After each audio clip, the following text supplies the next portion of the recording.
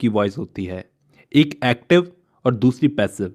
Active का मतलब हम लोग जानते हैं सतर्क रहना। कहने का मतलब सेंटेंस के अंदर सब्जेक्ट जब एक्टिव रहता है कोई काम करते हुए, मतलब सब्जेक्ट अगर खुद काम करता है तो वो होती है एक्टिव वॉइस।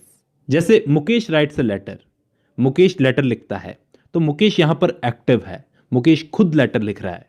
मुकेश यहां पर सब्जेक्ट है और वो खुद लेटर लिख रहा है।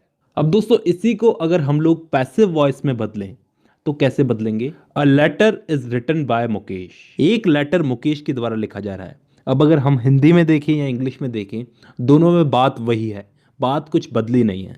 कहने का मतलब यहाँ पे लेटर तो मुकेश ही लिख रहा है ना, लेकिन गौर से देखो दोस्तों, यहाँ पे बोलने का तरीका अलग अलग है। यहाँ पे हम लोग बोल रहे हैं कि मुकेश लेटर लिख रहा है, यहाँ पे हम लोग बोल रहे हैं कि लेटर मुकेश के द्वारा लिखा जा रहा है। पहले वाले सेंटेंस में तो सब्जेक्ट एक्टिव है, यानी कि मुकेश एक्टिव है। दूसरे वाले सेंटेंस के अंदर वर्ब एक्टिव है, यानी कि उसके द्वारा जो काम किया जा रहा है वो काम एक्टिव है। यही होती है दोस्तों एक्टिव वॉइस और पैसिव वॉइस। मैं उम्मीद करता हूं यहां तक कोई डाउट नहीं है। अब हम इन दोनों सेंटेंस को ध्यान से देखते हैं कि ये एक्टिव से पैसिव बना कैसे, मतलब सेंटेंस के अंदर हम लोगों ने क्या क्या चेंजेस किए जिससे ये एक्टिव वॉइस से पैसिव वॉइस बन गई। दोस्तों इस सेंटेंस में मुकेश पहले था और इस सेंटेंस में मुकेश आखिर में आ गया, और जहां पे एक लेटर था वो एक लेटर आगे आ गया। तो ये चीज तो दिमाग में डाल लो दोस्तों, ये चीज तो फिक्स है कि किसी भी सेंटेंस को एक्टिव से पैसिव बनाते वक्त लास्ट में पड़े ऑब्जेक्ट को पहले लाना है और पहले पड़े सब्जेक्ट को आखिर में ले जाना है जहां पे ऑब्जेक्ट पड़ा था। ये चीज बहुत सिंपल है, बच्चा भी समझ जाता है। तो यहां पे चेंजेस जो होंगे वो बीच में होंगे। कहने का मतलब यहां पे राइट्स बन गया इज रिटन। कहने का मतलब अगर हम सेंटेंस को एक्टिव से पैसिव में बदलेंगे तो वर्ब की फर्स्ट फॉर्म थर्ड फॉर्म में बदल जाएगी। यहां पे राइट वर्ब है तो इसकी थर्ड फॉर्म क्या होगी? रिटन।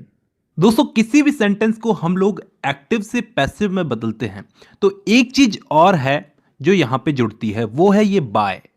आप एक्टिव वॉइस से पैसिव वॉइस में किसी भी सेंटेंस को बदलो, ये बाय को तो लगाना ही पड़ेगा। ठीक है, इतना समझ में आ गया। तो क्या सारे टाइप के सेंटेंस हमको ऐसे ही बदलने हैं क्या?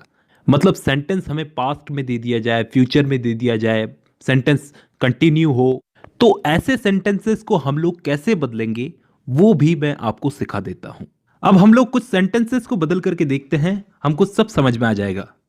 जैसे सबसे पहला सेंटेंस है ही राइट्स अ लेटर, तो इसको पैसिव में बदलेंगे तो a letter is written by him. यहां पे सारे नियम अप्लाई हो गए। अ लेटर पहले आ गया, इज रिटन थर्ड फॉर्म भी आ गई, बाय भी आ गया, लेकिन यहां पे ही हिम बन चुका है। वो सब आपको पता होगा क्योंकि यहां पे सब्जेक्टिव केस था और यहां पे ऑब्जेक्टिव केस है। दूसरा सेंटेंस है he does not write a letter. अब यहां पे सेंटेंस नेगेटिव में पूछा गया है, वही नियम अप्लाई करेंगे। अ लेटर पहले आएगा, is not written by him. यहां पर डज नॉट बदलकर बन गया इज नॉट, राइट की थर्ड फॉर्म लग गई रिटन और इसके आगे बाय हिम। नेक्स्ट सेंटेंस है he wrote a letter.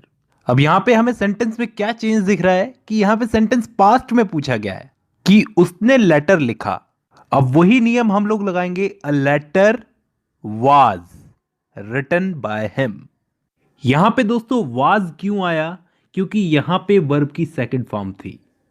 Verb की सेकंड फॉर्म है तो हमको समझ जाना चाहिए कि सेंटेंस पास्ट में है, तो ऑब्वियसली यहां पर वाज जुड़ेगा ही। A letter was written by him. अब सामने वाला एक और एक्टिव वॉइस रखता है आपके सामने जिसमें वो पूछता है ही डिड अ लेटर।